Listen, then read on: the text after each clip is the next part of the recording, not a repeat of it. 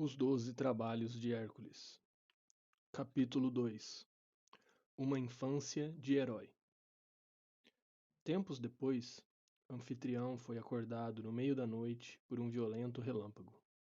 Mas não era uma tempestade. Diante dele estava Júpiter. Um glorioso destino aguarda Hércules. Confio a você sua educação. Crie-o, como se fosse seu filho. Arranje-lhe os melhores mestres e, principalmente, cuidado com as artimanhas de Juno, minha esposa. Anfitrião baixou a cabeça. As ordens de um deus não se discutem. Hércules, cadê você? Lino, seu professor está aqui. Alcmene percorreu mais uma vez todos os aposentos do palácio. Seu filho Hércules lhe dava um trabalhão. Vá ver na cozinha, aconselhou o preceptor num tom meio desdenhoso. Meu aluno deve estar lá.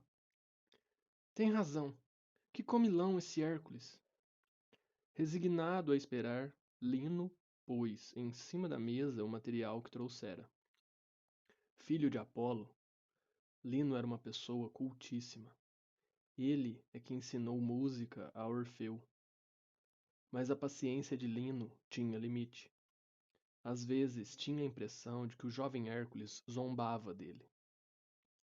Ao chegar ao subsolo do palácio, Alcmene encontrou seus criados limpando os restos de uma carcaça de boi. Interrogado, um dos cozinheiros explicou à rainha. Hércules acaba de almoçar. Comeu o boi inteiro. Alcmene foi para os jardins do palácio. Lá estava Hércules, torso nu, cabelos cacheados ondulando ao vento, desafiava os companheiros de brincadeira que o cercavam. Irritados com as suas caçoadas, 3 dos garotos pularam em cima dele. Mas com um só movimento de mão, ele os derrubou no chão. Mais alguém quer me enfrentar? Provocou, satisfeito. Para que zombar da gente assim? Você sabe que é imbatível. Riu seu irmão Íficles. Mas não é imbatível em tudo, interveio a mãe. No domínio das letras e da música, ainda tem muito que aprender. Venha, Lino está esperando. Lino? Hoje? Mas hoje não é o dia em que Euristo vem me ensinar a atirar com o arco? Euristo não virá mais, anunciou Alcmene. Semana passada você acertou na mosca todas as vezes. Você já é melhor que seu mestre, Hércules. Ah, e Castor? Não vem me ensinar a manejar as armas? Não, Castor também não virá mais. Ele me disse que não tem mais nada a lhe ensinar. Olhem, o Quiron! Exclamou de repente o jovem herói, apontando para um cavalo com tronco e rosto humanos, que passava perto deles. O centauro fez um sinal amistoso a Hércules, que o interpelou. Quiron, você veio me ensinar astronomia ou medicina? Nem uma coisa e nem outra, respondeu o sábio centauro. Estou indo dar aula a outros alunos. Hércules não tinha a menor vontade de ir com sua mãe. Achava Lino um chato e preferia continuar brincando. Viu então o anfitrião aparecer na porta do palácio. Correu para ele. Era raro o rei lhe recusar um favor. Pai, não quer me ensinar a conduzir seu carro? Faz tempo que você conduz o carro melhor que eu, filho. E Lino está à sua espera. Chega, fez Alcmene, pegando o filho pela mão. Hoje você não vai escapar nem da gramática, nem da aritmética. De muita má vontade, Hércules deixou-se arrastar até o professor. Lino dirigiu-lhe um sorriso de incentivo. Como vai, Hércules? Ontem estive com Eumolpo, que me disse que você estava começando a tocar lira bem. Parece que também é um bom cantor. Por que tão pouco empenho quando se trata de aprender a contar e a ler? Vou me esforçar, suspirou Hércules, sentando-se. Para você não ficar com essa cara, pode escolher o livro que vamos estudar hoje. Hércules olhou para a pilha de volumes em cima da mesa. Pegou um. Calma, da última vez você estragou a capa. O garoto dissimulou sua decepção. Só havia obras chatas, tragédias, odes, poemas. Seus olhos deram então com um livro que Lino certamente não trouxera e que ele conhecia muitíssimo bem: O Guia do Bom Cozinheiro. Este, exclamou, sacudindo a obra. O filho de Apolo ficou verde. Aquela escolha era, para ele, um insulto. Não havia dúvida de que seu aluno tinha metido aquele livro ali para ridicularizá-lo. Levantou-se furibundo. Não deboche de mim, Hércules. Mas você não disse que eu podia escolher o texto que íamos ler? Você só pensa em comer, menino. Em comer e lutar. Estou perdendo meu tempo aqui. Amanhã eu volto para instruir seu irmão, Íficles, que é 1000 vezes mais dócil. Lino já se levantava para ir embora, mas Hércules, com um empurrão, obrigou seu professor a sentar. Vamos estudar o livro que escolhi, como você disse. Irritado com a insistência do aluno, Lino deu-lhe um bofetão. Hércules, pasmo, não demorou a reagir. Nunca ninguém tinha encostado a mão nele. Agarrou o banquinho em que estava sentado e arremessou-o na cabeça de Lino. O canto do tamborete acertou-o bem no meio da testa, e Lino caiu duro para trás. Lino, desculpe. Tenho sangue quente demais. Hércules contornou a mesa para levantar o professor. Mas este não se mexia mais. Aterrorizado, o garoto percebeu que o banquinho tinha arrebentado o crânio do coitado do Lino. Soltou urros de pavor. Lino, responda, eu lhe suplico. Seus gritos de desespero chamaram a atenção de seus pais e de vários empregados. O próprio centauro, Quiron, apareceu trotando. Levantou o corpo inerte e, após um breve exame, concluiu. Lino nunca mais vai lhe responder, Hércules. Ele está morto. Por todos os deuses do Olimpo, exclamou o anfitrião, horrorizado. Hércules, o que você fez? Ele me deu um tapa, gemeu o garoto, levando as mãos à cabeça. E eu reagi sem pensar. Foi um acidente, disse Alquimene, que não pôde reter as lágrimas. Você não se dá conta da sua força, filho. Mãe, eu juro, não queria matá-lo. Quiron e os criados se afastaram, deixando o garoto com os pais. Com o coração apertado, o anfitrião foi sentar-se no trono. Que fazer? Explicar a Hércules sua origem divina, que era sem dúvida a causa daquela sua força fora do comum? Revelar que ele era filho de Júpiter e que só seu divino pai tinha o direito de julgá-lo? O anfitrião decidiu que era cedo demais. Declarou ao culpado que tinha se ajoelhado diante dele. Embora ainda seja um garotinho, Hércules, você tem de pagar pelo que fez. Terá de ir embora deste palácio, onde, aliás, ninguém tem mais nada a lhe ensinar. Você vai para as montanhas e lá, no monte Cíteron, viverá entre os pastores. Tomara que, em contato com a natureza, possa exercer essa força que você não consegue controlar e ser útil a essa gente cuja dura vida você compartilhará. Só voltará ao palácio quando fizer 18 anos. Chegando à floresta, Hércules deu vazão à sua tristeza. Por causa de um gesto desastrado, mas fatal, fora banido. Já sentia falta da família e até das lições dos seus professores. Pensou em Euristeu. Em breve, seu primo distante reinaria sobre Micenas e Tirinto, enquanto ele estava condenado à solidão e ao exílio. No Monte Olimpo, De onde observava os homens, Juno tinha assistido ao incidente. A deusa deu vazão à sua alegria. Esse jovem herói é tão impetuoso que se arruína sozinho. Nem vou precisar intervir. Os anos passaram sem que Hércules saísse da montanha. Lá, seu corpo se fortaleceu ainda mais e sua beleza tornou-se deslumbrante. Prestes a fazer 18 anos, já media 4 côvados e um pé, quer dizer, mais de 2 metros. Mas temia sua força e media o menor dos seus gestos, para não causar desastres. Certa manhã, um dos pastores com que vivia queixou-se aos companheiros.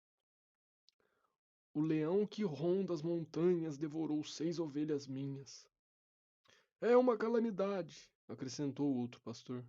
Essa fera dizimou o rebanho do rei Téstio, que reina no vale vizinho. Agora está atacando a região de Tebas. Nenhum dos caçadores do rei anfitrião ousa enfrentá-lo. Quem poderá nos livrar deste monstro? Hércules não disse nada, mas naquela mesma noite, depois de examinar as pegadas deixadas pelo leão, seguiu-as, armado de uma lança e uma espada. Horas depois, avistou a fera, cujos olhos brilhavam na escuridão. Percebendo que se tratava de um humano mais corajoso que os outros, o leão fugiu. Hércules correu atrás. Está com medo? De mim? Gritava o filho de Júpiter, parando para tomar fôlego. Venha me enfrentar! Até parecia que o leão desafiava Hércules para uma corrida, guardando sempre uma boa distância para não ser atingido pela lança. Esse pega-pega durou uma semana, 2, um mês inteiro. Na manhã da 8ª semana, o animal esgotado por fim parou. Hércules trespassou-o com sua lança e esquartejou-o. Amanhã vou me apresentar às portas de Tebas com a pele do bicho, decidiu. Assim, quem sabe meu pai me perdoará. Além do mais, faço 18 anos daqui a uns dias. Aproximava-se da cidade quando cruzou com um grupo que rumava para lá. Ajustando a pele do leão no ombro, abordou os estrangeiros. O que os leva a Tebas? Vão homenagear Anfitrião? Meu pai? O homem que ia à frente olhou com descaso para aquele rapaz seminu. Devia achar que Hércules era um selvagem, vestido como estava com aquela pele de leão. Siga seu caminho, pastor, disse com desprezo. O rei de Tebas não merece nossa homenagem. Ele tem, isso sim, certas contas a acertar conosco. Havia tamanha arrogância na atitude daqueles homens que Hércules barrou-lhes a passagem. Contas a acertar? Que contas? Somos embaixadores de Ergino, rei da cidade de Orcomeno, explicou um dos estrangeiros. Vamos, como todos os anos, cobrar de Anfitrião um tributo de 100 bois. Hércules ficou arrasado. De que adiantava levar a Tebas os despojos daquele leão que dizimava os carneiros, se Anfitrião tinha de ceder no mesmo dia 100 bois? E por que Tebas tem de pagar esse tributo? A cidade é culpada de um delito que cometeu outrora. Qual? Bem, pigarreou o viajante, consultando os companheiros. Não sabemos mais. A tradição do tributo permanece. Hércules sentiu a raiva subir ao rosto. Esse antigo delito não deve ser tão grave, tanto que vocês já o esqueceram, exclamou. De modo que vou lhes dar um conselho. Esqueçam o tributo. Deem meia volta e não me apareçam mais por aqui. Os embaixadores caíram na gargalhada. Está nos desafiando? Não vê que somos numerosos e estamos armados? Como Hércules lhes barrava o caminho, os enviados de Ergino puxaram as espadas. O sangue do herói ferveu. Sem hesitar, partiu para cima do séquito, espada na mão, Não tencionava matá-los, queria apenas dar uma lição àquela gente, para que nunca mais ousassem voltar. Acertando seus golpes com precisão, cortava só o nariz e as orelhas dos estrangeiros. Em alguns minutos, o chão ficou coalhado de orelhas e narizes.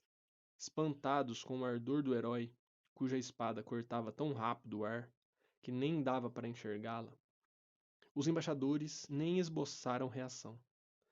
Derrotados, esperavam de joelhos a decisão daquele adversário imbatível, que, apesar dos pesares, os havia poupado. Hércules não tinha pressa.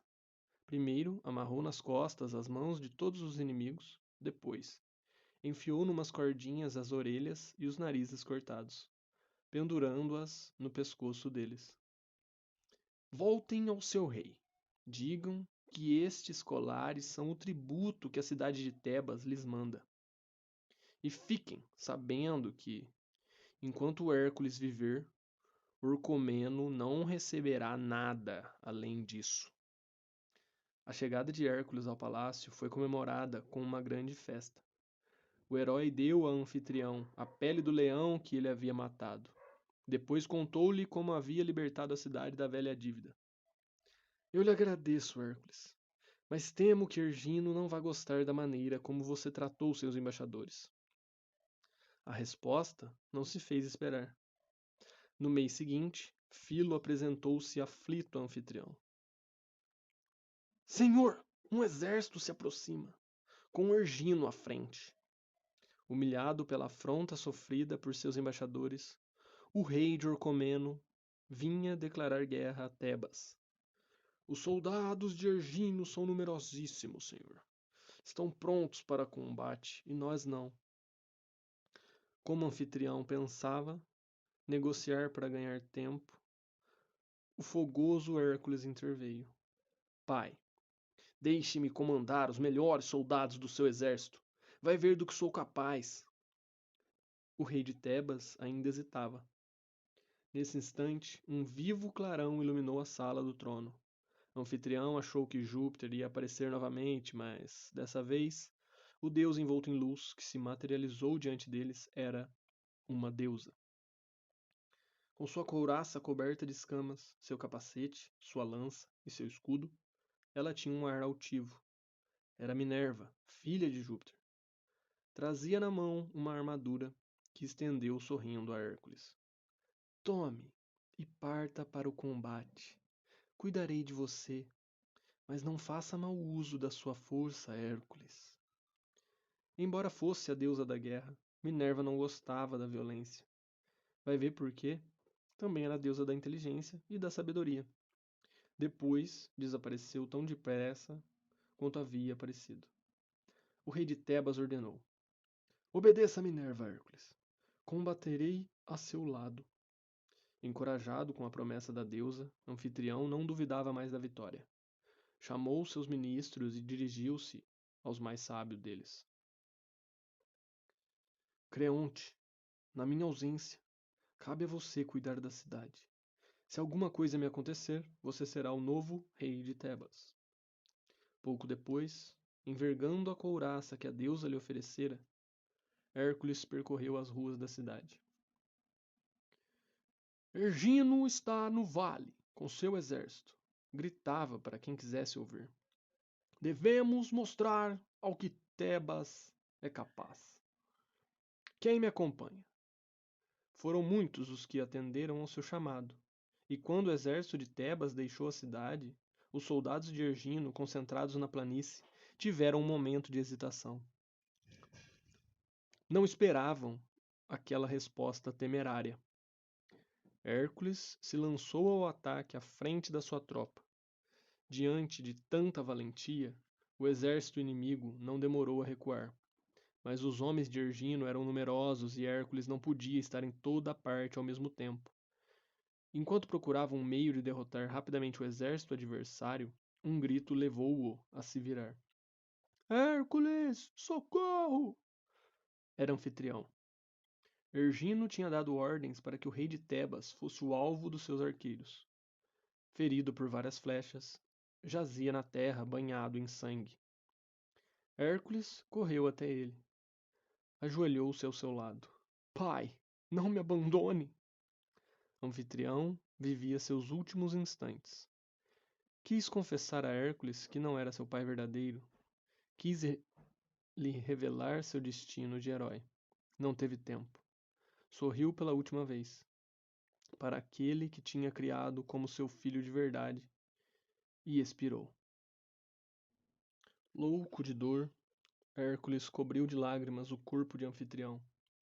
Só havia voltado do longo exílio para ver seu pai morrer. E, de certo modo, era o responsável por sua morte, pois ele é que havia deflagrado aquele conflito. Sentiu uma mão pousar em seu ombro. Era Filo, o chefe dos guardas. Agora, Hércules, temos de levar a cabo o que você iniciou. Hércules começava a compreender que não bastava ser forte. Era necessário também, como Minerva recomendara, dar prova de sabedoria e inteligência, e talvez de astúcia também, para vencer as artimanhas do destino ou dos deuses. Afastou-se do exército do pai e subiu a encosta do Citeron, a montanha que conhecia tão bem por ter vivido ali no meio dos pastores. Ao ver o rio, murmurou: se eu conseguisse desviar seu curso, inundaria a planície em que se desenrolam os combates. Pôs imediatamente mãos à obra e enquanto os soldados de Tebas e de Orcomeno continuavam a se enfrentar, abriu uma vala na encosta do monte. Após vários dias de esforço, reduziu a montanha a uma fina falésia, que as águas do rio próximo ameaçavam por abaixo. Voltou à planície e mandou seu exército recuar. Retornando à encosta, pegou um enorme galho de oliveira, levantou-o e de um só golpe derrubou com ele a falésia. O rio se precipitou pela brecha assim aberta e invadiu a planície. Surpresos e varridos por sua torrente impetuosa, os soldados de Ergino não tiveram nem tempo de entender o que estava acontecendo. Foram arrastados e afogados pela água. Alguns conseguiram escapar do cataclisma. Refugiados numa colina, Ergino erguia o punho e berrava para seu adversário: Eu me vingarei! Hércules pensou então em Anfitrião, e na maneira tão covarde como havia sido abatido. Filo, me empreste seu arco.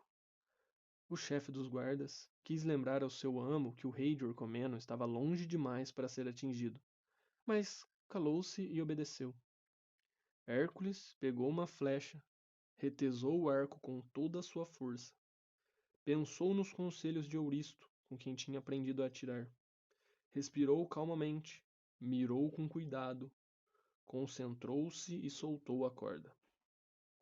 A flecha atravessou assobiando toda a planície e se cravou na garganta do rei Ergino. Os remanescentes do exército foram se prosternar diante de Hércules e pediram-lhe misericórdia. Dentre eles estavam alguns dos embaixadores de quem ele havia cortado as orelhas e o nariz. Eu lhes concedo a vida, disse, mas, doravante, todos os anos a população de Orcomeno virá trazer a Tebas um tributo de 200 bois. Voltando para a cidade, Hércules foi carregado em triunfo, mas o vencedor estava triste, inconsolável, pois, naquela guerra que ele havia provocado, tinha perdido seu pai. O novo rei, Creonte, era um homem bom e sábio. Recebeu-o como libertador. O palácio continua aberto para você, Hércules. Nele você estará sempre em casa. Desejando alguma coisa, é só pedir que procurarei satisfazer seu desejo. Creonte tinha uma filha, Megara, que não era nem um pouco indiferente às façanhas de Hércules. Ela ficou sensibilizada com a dor do herói e passou horas reconfortando-o. Megara era lindíssima. Sua meiguice, sua paciência e o afeto que ela dedicava a Hércules não demoraram a comover o herói. Um novo sentimento tomou conta do coração desse combatente que não tinha mais nenhum objetivo a alcançar, nem adversário a vencer. Certa manhã, ele foi ver Creonte e lhe disse com toda a franqueza: Creonte, eu amo Megara, sua filha. Sei que ela também me ama. Vim pedir a mão dela. O rei abriu-lhe os braços. Nada me daria maior prazer, Hércules. Casem-se, sejam felizes. Depois de todas as provações por que você passou, espero que possa conhecer a felicidade. E foi o que aconteceu. Hércules casou-se com Megara, fundaram um lar tranquilo e viveram felizes por muitos anos. Tiveram 3 filhos, cuja beleza, bom humor e inteligência eram a alegria do jovem casal. Mas Juno não gostava nem um pouco daquela felicidade. Ruminava sua vingança e ainda não dissera sua última palavra. Lamentava que aquela vida sossegada e doméstica agradasse tanto a Hércules e esperava que o herói cometesse uma imprudência, um erro, ou algum novo crime que acarretaria sua desgraça. Hércules, porém, estava atento. Não fazia mais uso daquela força que controlava tão mal. Aproveitando-se de uma ausência de Júpiter, Juno resolveu agir. Convocou as Eríneas e, apontando o dedo para Tebas, ordenou: Hércules tem de enlouquecer. Megara e seus filhos se preparavam para oferecer um sacrifício aos deuses. Estavam diante do altar, uma mesa de pedra que toda a casa possuía. Hércules, com olhos de louco, entrou no aposento. Vinha como um sonâmbulo, mãos esticadas para a frente. Hércules! Murmurou Megara. O que está acontecendo? O olhar de seu esposo deparou com os filhos. Uma centelha de ódio jorrava das suas pupilas e o herói foi vencido por aquela mesma cólera que o dominava diante dos seus inimigos. Correu para os filhos, agarrou-os e jogou-os no altar de pedra. Megara atirou aos pés de Hércules aos berros. Mas ele parecia surdo, cego, governado por ordens mudas que não controlava. Enquanto arrebentava o crânio dos filhos no altar dos deuses, sua esposa suplicava, abraçando-se a seus pés. Hércules, por favor, acorde, acorde! A loucura furiosa do herói aumentou. Pegou a mesa de pedra, toda úmida do sangue dos filhos, e ergueu-a acima da cabeça de Megara.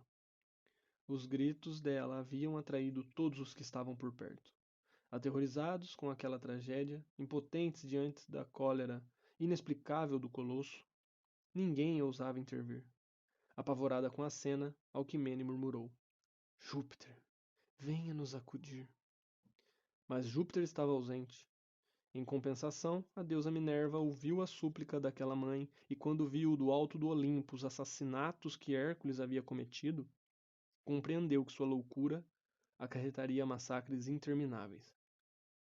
A deusa da sabedoria então ordenou: Durma, Hércules, que o sono tome conta de você. O assassino fechou os olhos, largou o altar que desabou sobre Megara e foi ao chão. Quando voltou a si, Hércules teve uma visão de pesadelo. A seus pés jaziam sem vida seus 3 filhos. Perto deles, Megara, sua esposa, banhada em sangue. Ergueu os braços para o céu para invocar Júpiter e viu que estavam tintos de sangue. Compreendeu logo quem era o responsável por aquela carnificina. Num acesso incompreensível de loucura, acabara de matar os seres que lhes eram mais caros no mundo. Gemendo de raiva e dor, ajoelhou-se e bateu a cabeça no chão, com tanta violência que um humano comum teria sucumbido na hora. Quero morrer! Urrava sem conseguir se matar. Para que viver se os deuses quiseram que eu fosse o assassino da minha família? Uma mão meiga o levantou. Era de Alquimene. Hércules jogou-se em seus braços. Mãe, já que a morte não me quer, já que meu pai não está mais aqui para me aconselhar, diga que castigo poderia me fazer pagar por esses crimes. Filho, nenhum humano pode julgá-lo. E apontando para os corpos no chão, acrescentou: O que os deuses decidiram, só os deuses podem lhe revelar. Arrasado de dor, Hércules foi se trancar no quarto mais apertado e escuro do palácio. Ali meditou sobre as palavras de Alquimene. Após vários dias de solidão, compreendeu. Preciso interrogar os deuses. Só assim saberei a verdade. E descobrirei a causa das minhas desgraças e o destino que me foi traçado.